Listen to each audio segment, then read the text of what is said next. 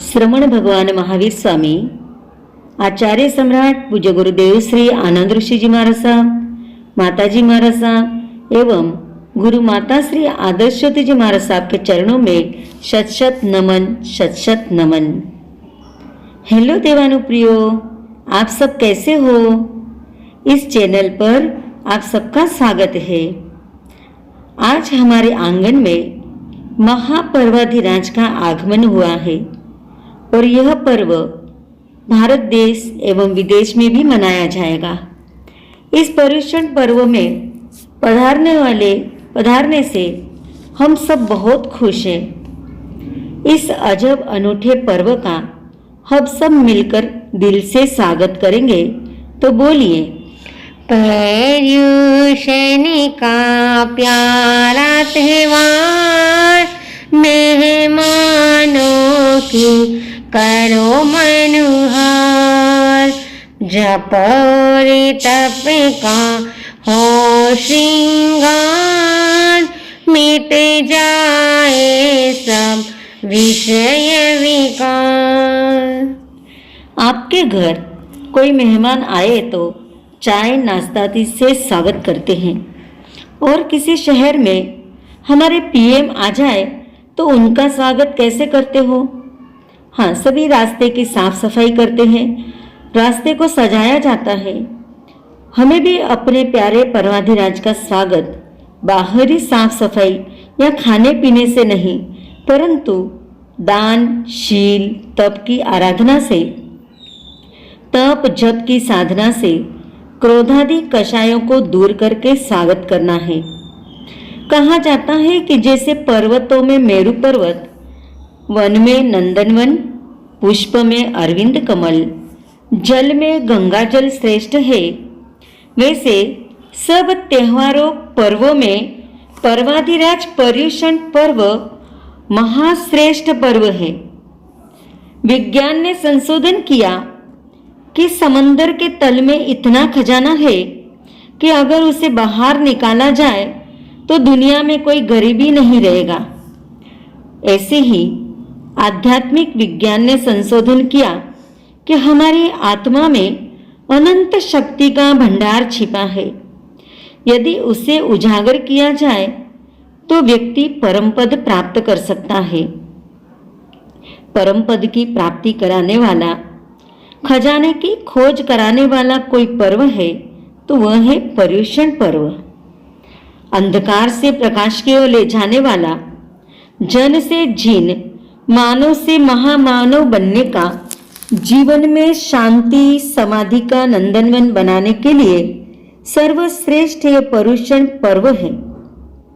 संसार परिभ्रमण कराने वाली, चार संज्ञा, चार कसाय से मुक्त कराने वाली, दान, शील, तप, भाव आराधना में शक्ति पैदा करने का सामर्थ्य इस महापर्व में है। यह पर्व अज्ञान अंधकार को दूर करके स्वयं को जागृत कर स्वयं की पहचान कराता है, आत्मा को सावधान और जागृत करता है।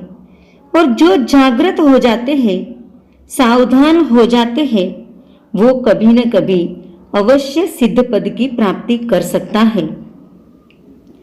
मिला है मौका, तिरा लो नौका, कि मिला है मौका, तिरा लो नौका।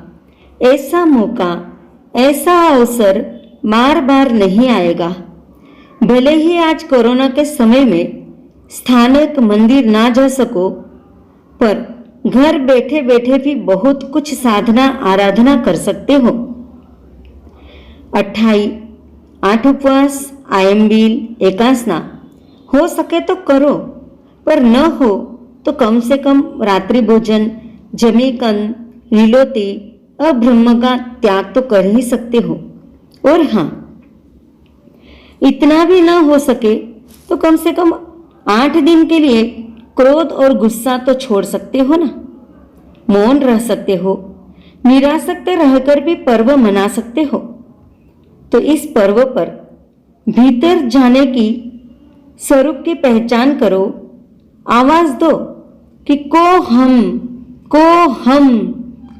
हम, मैं कौन हूं, मैं कौन हूँ, मैं कौन हूँ, और कोहम से सोहम बनने के लिए और सोहम से अरहम बनने के लिए 1 या 2 दिन नहीं, पूरे 8-8 दिन हम सबको मिले हैं।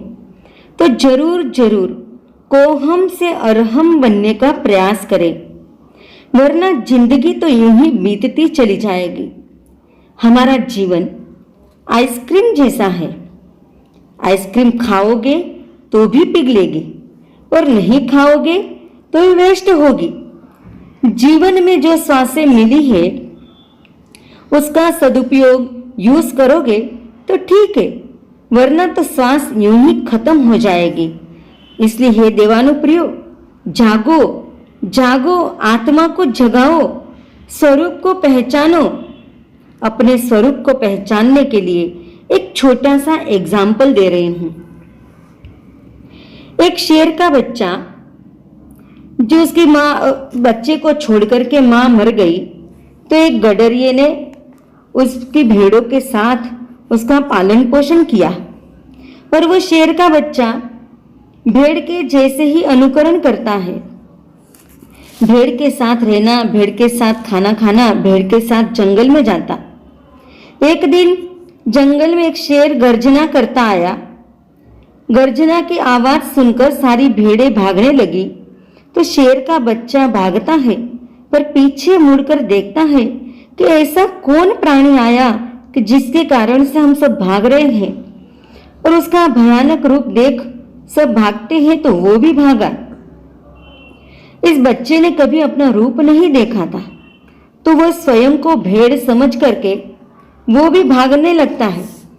पर दूसरे दिन जब वह तालाब में पानी पीने जाता है, तो अपना चेहरा पानी के अंदर देखता है, उसका प्रतिबिंब देखता है कि देखा कि अरे कल जिसको देखा वैसा ही मैं लगता हूँ, और चारों तरफ घूम घूम कर देखता है कि अरे मैं तो उस भयानक शेर जैसा हूँ, क्या मैं भी वैसा ही हूँ, क्या मैं भी वैसे ही गर्जना कर सकता हूँ। और उसने गर्जना की, खुद के स्वरूप को पहचान लिया, उसको खुद का स्वरूप पहचान में आया। इसलिए अब वो भेड़ों के साथ ठहरा नहीं, पर जंगल में चला गया। ऐसे ही ये पर्व हमें जगाने के लिए आए हैं कि अपने स्वरूप को पहचानो, अपने आप को पहचानो, और जो अपने आप को पहचानता है वो वितरागता की ओर बढ़ता है।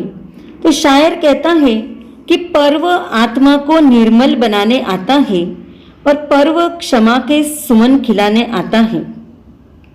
पर्व आत्मा को निर्मल बनाने आता है, और पर्व क्षमा के सुमन खिलाने आता है।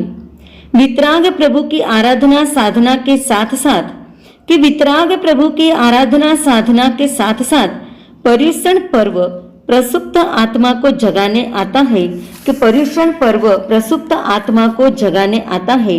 तो पर्युषण पर्व का ये प्रथम दिन के लिए आप सबको हार्दिक हार्दिक बधाई है कि अवश्य इस पर्व पर आप आत्मा के लिए आराधना साधना करेंगे।